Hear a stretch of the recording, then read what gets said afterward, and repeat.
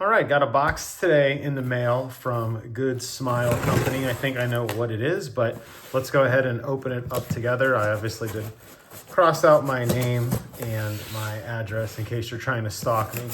That'd be very rude, but probably not. But hey, doesn't hurt to be safe. But inside we have one of the best boxings, I hope. Good Smile usually does a really good job when it comes to packaging a product. And this looks to be no exception. It is wrapped up in paper and wrapped up in paper, and I'm gonna make a little bit of noise, but we're going to look at this together. I am super excited for finally getting some more wrapping. Almost there, I promise. All right, here it is.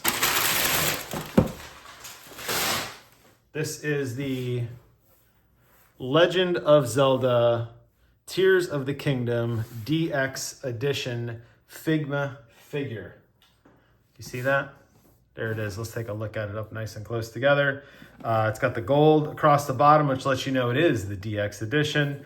I don't know why they started doing some of these with gold overlay, but they did. Obviously, completely in Japanese. That's okay.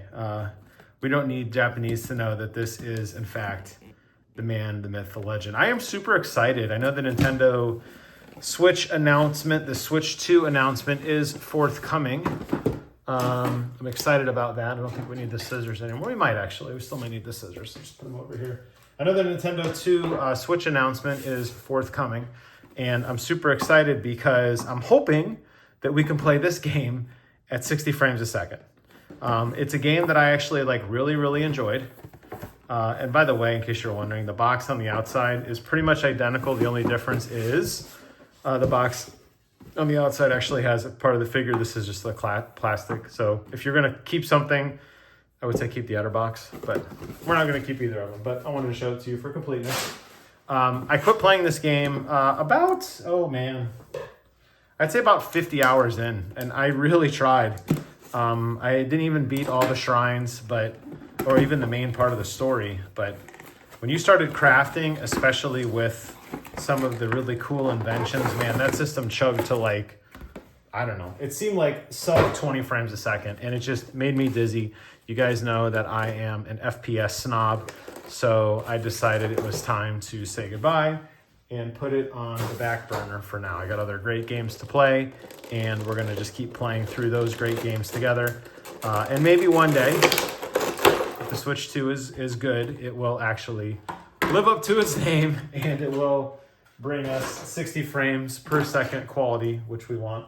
Already blew an arrow out here. We'll go ahead and take a look at this. One of the things I love about these figures, by the way, as I continue to unbox and to put everything in a pile for now for you guys to look at, and we'll look at it in a little bit more detail in a minute. But one of the things I like is, obviously, Good Smile Company themselves does a phenomenal job of mailing a figure to you. But I have to say that the FIGMA company themselves does a really good job as well. So one of the things that they do is to make sure there's no inherent rubbing between the character's head and their body, is they actually wrap everything with this little tearaway plastic piece. Basically, any seam or joint has tearaway plastic, which I really like. And you see it also on their waist, and sometimes you see it up under between their legs. But it just rips away, but it's nice. It's just a little extra protection to make sure that your figure isn't messed up in the event there is any jostling in the transport. Although, like I said, they do such a phenomenal job of wrapping it. That's probably not going to be the case. Just got to make sure you get it all. I had a friend come over a couple weeks ago, and I was showing him my Master Chief collection, and he's like, "What's that shiny piece on Chief?" And I'm like, "Oh, you must be talking about his space diaper." And they're like, no, right here. And sure enough, it was a piece of plastic. So just doing a quick check here to make sure. I don't see any other plastic. No, okay, we'll get that out of the way. So they do a really good job. Oh, a cape, cool. Of course, the Hylian Shield. But everything is just so well protected. I would say it's a lot of waste, but the reality is, I don't think this one is actually too expensive. You know what? I shouldn't say that. I was going to say, oops, I heard something fall off. I don't know what it was. Something hit my shoe. Piece of plastic here, probably a little standoff clip. Yeah, I want to say this was like 150 maybe, 125, 150. But what really impressed me with it, one, I love the game even though I never beat it, but was just the sheer amount of accessories some of these Figma figures have. I feel like you could pose it differently every day for weeks and you would still find new ways and new accessories. I mean, I'm still going through this box. I would say the only thing that probably rivals this was the Todd McFarlane Kickstarter spawn that I got a couple weeks ago. I didn't unbox it. I just had some friends over and we just decided right there to open it up together. And it was just a fun little experience to look at it with everybody. But that was one of those Kickstarters where like every possible incentive and goal was met. And as a result, Todd just threw basically everything and the kitchen sink at the early adopters. So I think that came with like 10 or 15 different weapons and different heads and helmets and stands. I mean, just everything. So, I mean, there's a lot of stuff here. Still going through it. They always do include a plastic bag for you, which is nice for all of your stuff. And then, of course, a little sales flyer on some of the other collector editions that they have. The one I've been looking at is the Raging Wolf over here. Right there. I've been thinking about that one for a while. The fact that I open it up and it's like sitting right there in the little pamphlet makes me feel like it's probably time to pull the trigger on that. I do need the scissors again. We're still just opening and looking at stuff together. The Figma pins, the Figmas do include a girdle on the back and usually at least one or two sort of standoffs into the character's back such that they can stand up with a little bit of help, because unfortunately some of these figures and their items are a little top heavy. So when they do the, I cannot get these out. When they do the action shots of the figure on the box art, usually they're posed in such a way where they're actually kind of hiding a little bit of the, a little piece of the back. But usually there is a pin in the back, and that's what this stand is for.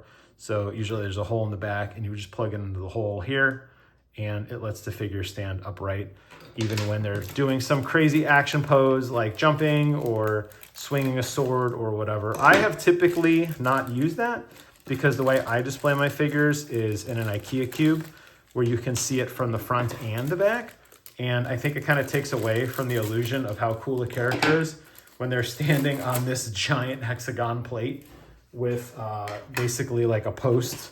Now, this one is nice. They do include standoffs in different parts, so you can kind of depend where you want the figure to stand. I'm not going to use these. I'm just going to put them over here, but just for completeness, I want to show off all of that. And then you get to the manual with, look at all of these setups. We can probably figure out most of them together, but just want to show you how intense this figure is. There is all the pieces there. It includes, as with most figures, you can remove parts of the hands. They've got left and right. They've got fist hands. We'll look at all those in a second. How to put the sword on the back. How to put the sword together so he can wear it. A bow and arrow. He's got his little paraglider thing, which does require a very, very minor assembly here. Wow, this is very intense. And I guess the paraglider actually goes through his back as well. Oh, I see. So he clips. Oh, interesting. All right, so if you're using the paraglider, you actually remove his hands and just put his nubs directly into these handles here. So you won't even, oh, I see why. Because it already has hands built in. Look at that. That's actually really cool. You could see the hand there and the hand there. So let's actually go and start with that one. This is a good opportunity to show how you remove pieces. Basically, you just kind of twist and pull. There is a little pin here, and then all the pieces have a hole in them. They do provide you with a really nice hand bracket. So you basically just push the hand into that pin, and then it will stay there for next time. I will say on a lot of these, I just put both. Basically, once I find the position I like, I put a lot of my spare parts in a bag, but you can actually transform them around. So like I have the Figma for Metroid, like if you wanted to put Samus's hand on Link, you could. I don't know why you'd want to, but if you wanted to, you could. So there's Nubby Link. We'll go ahead and just push these on. One other thing to note too, you'll notice here, and they do this a lot on figures, another reason I really like Figma, because the plastic does tend to expand and contrast, particularly in shipping, they actually put plastic pins. You can see that. They put plastic pins in a lot of the holes to retain their shape. And then it's also advised when you are, when you're not using those pieces to go ahead and do the same thing. That way you don't damage your figure, and the holes do stay nice and you know, aggressive, because I have had figures that I've played with a lot, like the first couple ones that I got, and unfortunately taking the pieces on and off over and over and not properly securing the figure led to the fact that like one of my Halo, my re-edit ones from the ones where the guy who did the one that looks like OG Master Chief from Halo 1, he can't hold his gun anymore because the pin is so loose, and I'm having a heck of a time getting these little pins on here. They are at an offset. There we go. And I just want to show you there, if you did want to pose it, so he does have the hand glider there, which is really nice. You could obviously bend it, and if you wanted to have that as a pose, that's actually really, really cool. Gives me an idea. I wonder if it's strong enough to hold there. It is. I'm thinking potentially I could get some glue, or some fishing string rather, right here. Maybe tie a little piece here, and I could actually hang it in the air above my other Link. That is actually a really, really cool idea. I'm probably gonna do that. I probably won't do it in this video because I just want to get it displayed, but stay tuned for that. You might get another collector edition video where we look at that together. He has a handful. He has a lot of accessories. Remember, in Tears of the Kingdom, he does have a little bit of a hand injury early on, so you do have the left and right there. Sometimes they're fists to hold things, sometimes they're open hands, a pointing. There's a couple different selections there. He also has his quiver here, which dangles kind of nice and loose, and a small little accessory pin here. I'm gonna guess, if I could find it, there's so much stuff here, and it's so tiny. God, it's so tiny. I'm gonna guess that's for these containers here for his energy. When he's making all of his goofy inventions, you know, he needs his little canisters to be able to power his cool machines. And yep, sure enough, they just clip on right there on that belt, so you can have them just hanging out there if you want. Let's go and take a look at the Master Sword next. The Sword of Legend itself, the Master Sword, it's got the Triforce and etched in there. Really, really nice. And then it includes a scabbard also with the Triforce, and the sword does shing, fit in. You can pull it out. The nice thing is, if you want, you could just have it on his back. Remember, there are 2 pins on his back there. So what you do is you just push the pin into that, and like so, the sword is there. Now, one of the things that I always talk about when I get these Zelda figures, Link used to be a lefty. This figure, especially with the way the arrow quivers are designed hanging off of his right, he would take his right hand like this to reach around to pull the arrows out to draw and shoot. And he would also take his hand over the top there to, I know he doesn't have a hand yet, ignore that. But he would also take his hand for the Master Sword, because they made him right-handed after the Wii variants of the game to match most right-handed players. So unfortunately, even if you want to try to force Link to be a lefty, you can, but it kind of looks stupid because you have almost like a Triforce on his back. So he does have to sit this way. And yes, I know his little battery pack did fall off. This is going to be probably one of the last things I put on when I'm ready to display him, due to how small and fragile this is. But one thing to point out, so we're going to go ahead and remove his sword for now. One thing to point out as well, we'll look at the figure now as we're kind of looking through the accessories. He does have a little bit of articulation there in his ponytail, which is really, really cool. There you could see his face. They did include other faces. Let's take a look at those together. We have a yelling Link and a just chill Link. So pick your Link. You want him to be stoic, you want him to be screaming, you want him to be chill. Basically, they're these plastic pins that just yank his face right off. in horrifying fashion. You could actually just rip his head entirely off if you want to get at it there, but you could see right up under there, you just lift your fingernail. I'm gonna actually leave this face on, so I'm not gonna remove it, but you just lift your finger up and this whole piece will pop right off, allowing you to replace the face with the head of your choice. Looking further down, he's got his pauldron here. The pauldron does actually articulate up and down slightly to give you a little bit more. See, a stupid battery pack. We're just gonna leave that over there for now. It does give you a little more articulation if you want to lift his shoulder up a little bit more, which is nice. Lots of attention to detail in the gauntlet and the clothing underneath. You could see all the straps for his kit there. He's got his accessory belt as well. Multiple belts. The guy's wearing like 5 belts. He's got his little apron underneath. He's got a belt for his pouch, you know, little, I think one of his Sheikah slates probably went one of these, but you got that. You also have the quiver as well. And then you have the under all of that, you have the Hylian tunic with a little bit of the chainmail exposed there, going across the back. It's kind of hidden by his butt. Going down his legs, pretty standard pretty standard boots there. You could see the top of the boot is folded over. It's really nice. And with all of the FIGMA figures, lots and lots of articulation. The test is, can he kick himself in the butt? And yes, he can. So it allows you to do some really cool poses there. Let's take a look at some of the other accessories here. He's got his standard kind of wooden shield. This is one of the early shields that he starts off with. How these work is basically you can pull these pins out and you slide his whole arm through like this, and then you reattach his hand to basically hold this in place if you want to. I'm not going to use the shield, so I'm not going to invest too much time into it. He also has the Hylian Shield here with the Royal Hyrulean crest, and same thing as well. You notice they include a left and right variant, so if you want him to hold the shield in front of him with either hand, I guess you could potentially make Link a lefty with the shield by removing this clip and moving it over. They do break off into a couple small pieces here because typically it's easier to slide his hand through. Then you snap this pin down here and then you loop it around and push it back in there. So nothing here. It looks like I'm breaking stuff. I'm not. It's designed to be very, very easy to remove quickly.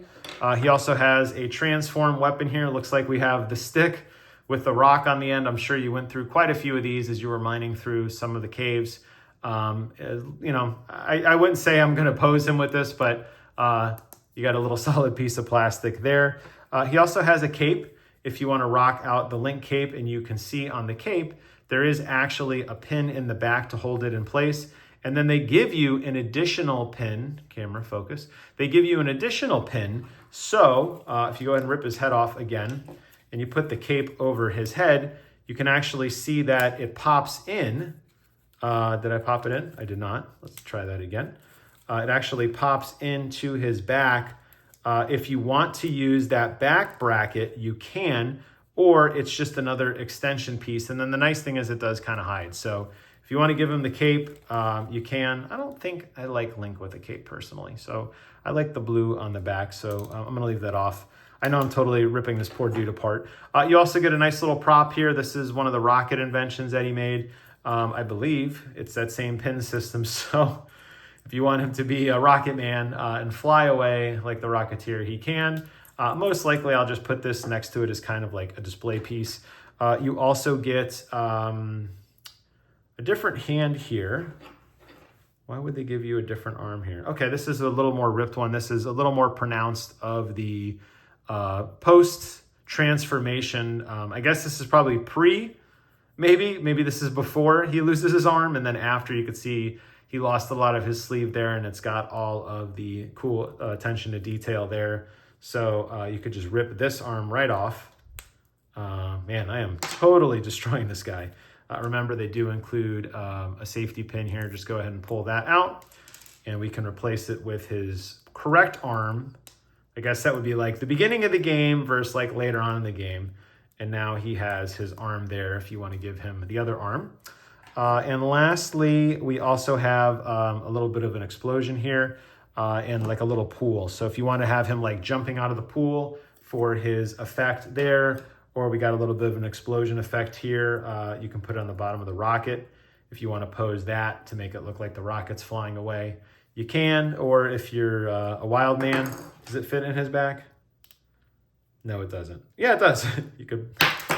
No, it doesn't. I was gonna say you could put this on his back and make him look like he's shooting fire, but I don't know. Lastly, we have the bow with an arrow that is separate from his quiver there, and it looks like these must be bowstrings, maybe, or no, this is probably the tassels on his glider, I'm guessing. Yep, these are actually tassels on his glider. I'm gonna put those on. Like I said, there's a manual for all this, but when I do this, I really spend time on them looking at it. It's over 20 minutes now of me just dorking around, but whatever. But these pins do go in here very, very, very snugly. But that is where you would put his glider on to give him a little bit of contrail. So there, we'll just do the one for now. So it looks like he's flying, which, like I said, I think that's probably what I'm going to be going for. But all in all, what an amazing set. Lots and lots and lots of really, really cool pieces and poses here. I love this. This is like so many accessories for this whole thing. There are lots and lots of combinations, whether he's kneeling or standing or fighting, dual wielding, left hand shield, right hand shield, rocket, master sword, power effects, bow and arrow, lots of stuff here. And then they give you some ideas. We'll just wrap it up here. They do give you some ideas if you want to equip the bow and arrow to like put on his back and just have him just like totally kitted out of his mind with the master sword and the bow and arrow over it. If you want to do the glider thing that we looked at, here's a couple other poses. You can actually rip his waist apart and make him like he's coming out of the sludge. That's what this piece would be for if you want to. Here's a couple other images here. Him just standing kind of OG, him in an action shot with the rock hammer, and then over here showing off how to attach the sword. Sword actually even comes apart as well too, and the mace. We already went over the shield stuff, but man, wow, what a lot of stuff. This is really cool. Let me show you the box again one more time in case you're interested in picking it up on your own. I bought this about 1.5 years ago, and it took a while to get here, but it is the Good Smile Company FIGMA Tears of the Kingdom version DX edition, number 626, in case you want to look it up on your own. Like I said, I think it was like $150 maybe. I don't even remember. I usually buy these and then I forget about them because due to imports, they take forever to make. So I'm going to put our hero back together. He looks like he's seen a thing or two.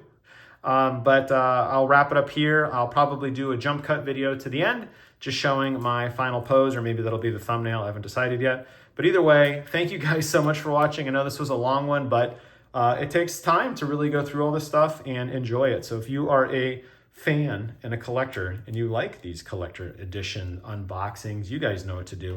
Thanks again so much for watching. Take care of yourselves, and until next time, I will see you guys on the other side. Bye-bye.